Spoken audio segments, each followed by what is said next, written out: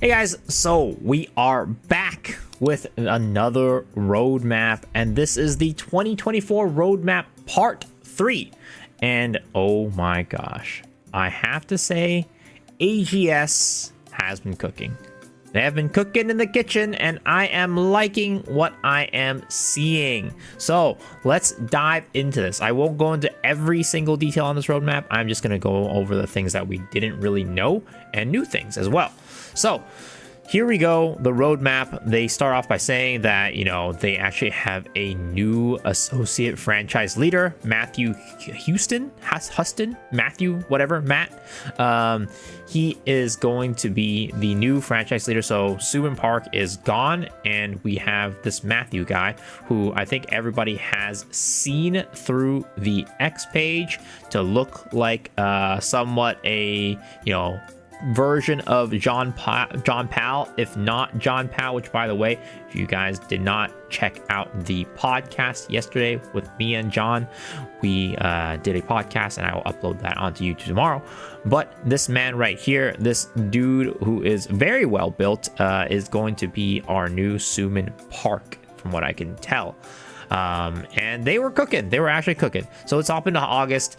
The August update isn't going to have much in terms of content, but it is the majority of the new stuff that we haven't seen before, and a lot of quality of life. So they're going to have new Indigo Island, which is a new island content, and it looks like you can get some elixirs from here. I don't know if they're going to be free elixirs or if they're going to be paid elixirs, but you will be able to do this island content and be able to exchange the currency there for elixirs and more materials, apparently. They have the Maharaka Festival, which we still have right now, but they're going to be adding some more stuff to it in terms of a new, I guess, quest line or daily quest to get materials. And then we have the style book. We've been waiting for this for a while, but we are finally getting the style book into the Western version, which is where you will be able to show your character customizations. It'll be like a style book. You'll be able to upload it, and then other people will be able to look at it and see what you're wearing and basically copy your style, which is really cool because my fashion is amazing, and you guys should take a look at my style book when that comes out, because I'm sure everybody wants to have the characters looking exactly like mine. But here we go, guys.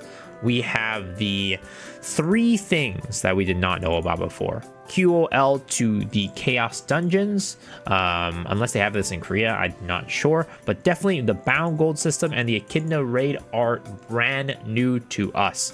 So first thing, we have the Chaos Dungeon changes, where basically we're going to be getting a weekly purification mission system, where after we do our Chaos Dungeons, we'll be able to earn these purification points, and after we accumulate these points, we can use them to like reward chests. They didn't talk about specifically what's in these chests, but basically I would assume that they're going to have like material rewards, given that they are saying that they're using it to decrease fatigue. But that's pretty cool. Extra materials, extra rewards is always great. Bound Gold, then this is the huge one. I know a lot of people have been looking at the Lost Ark China and Taiwanese servers and be like, wow, they get all this Bound Gold stuff, and why don't we get this? This is going to help with new players so much, right?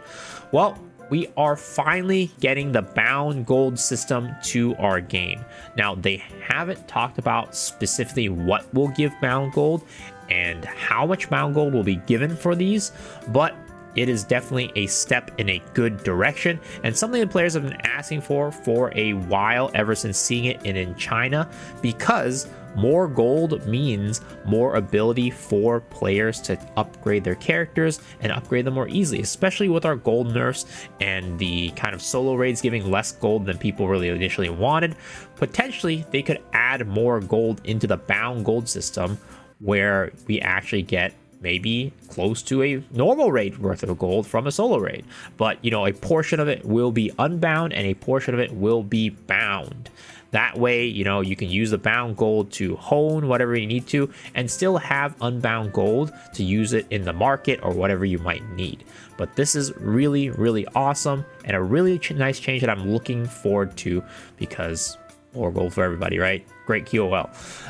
And then they are actually doing an Echidna nerf to both normal and the hard mode. I'm actually not sure if Korea has this yet, or even has it announced, so this might be a Western exclusive, but we are getting nerfs to normal and hard mode Echidna, which I think is a welcome change.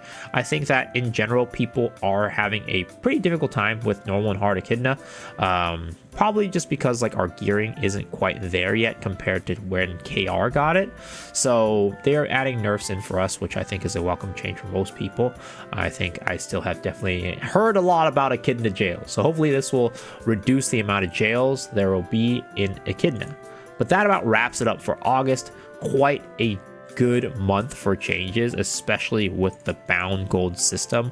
Looking forward to talk about this more when we get more details. But then in September, we have Tier 4. Tier 4 is coming, and also Behemoth. I'm not going to be talking specifically about Tier 4. I've talked about this plenty of times in the past. If you want to watch those videos, go into my YouTube channel and watch them. But we are going to be talking about this specifically right here, the Express servers. Oh my gosh. Finally, we are getting another Jumpstart server. This is called an Express server, not a Jumpstart server. I'm not entirely sure why they're not calling it Jumpstart server. I guess they're saying it's a quote-unquote evolution, but it doesn't really seem like there's much of an evolution, because it seems like they're going to include, at least from the video, they said they're going to include the same vertical progression systems like the boosts from Jumpstart server, and they're not going to be including any horizontal progression boosts because they have horizontal express. So I mean, so there's nothing really different about this Jumpstart server from what I could tell.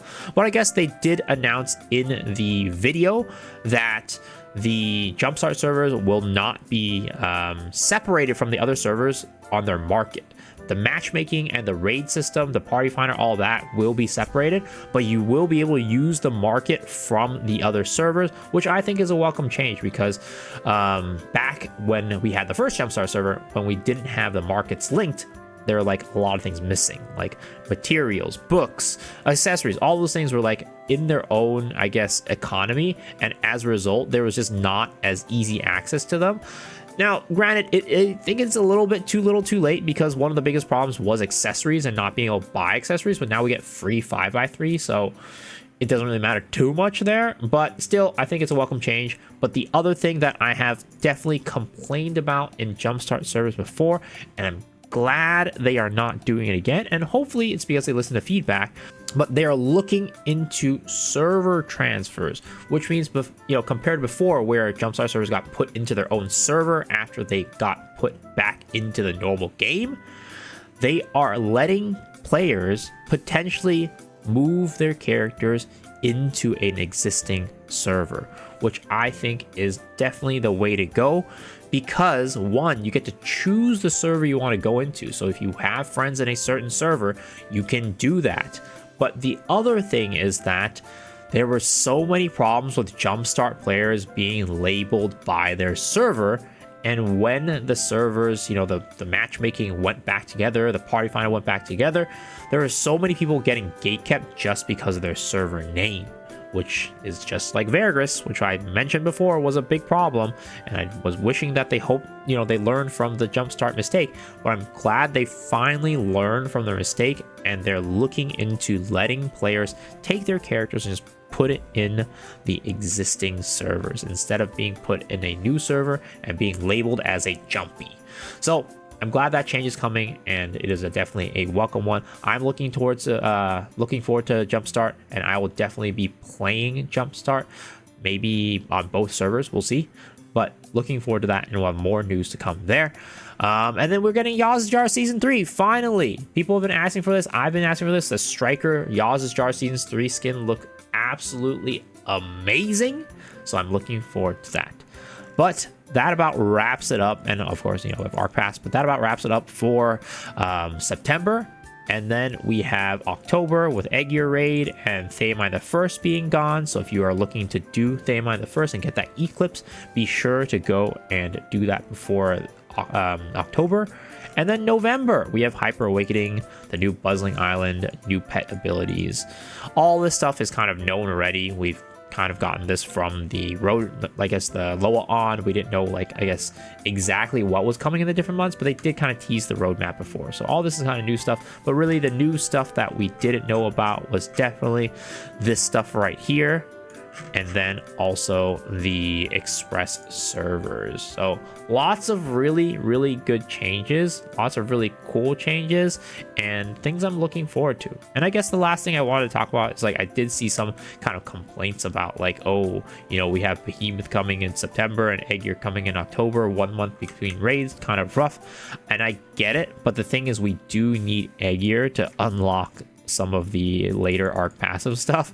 So I do understand why they did that, and I think it's necessary. And also Behemoth is generally like a less stressful raid in terms of like how difficult it is. It's gonna be, you know, it's gonna be difficult. It's not gonna be easy. It's not gonna be a walk in the park, but definitely way easier than what we've experienced before. So it shouldn't be as bad in terms of like having to learn 2 raids in quick succession like that. It should be fine. But guys, that about wraps it up for this video.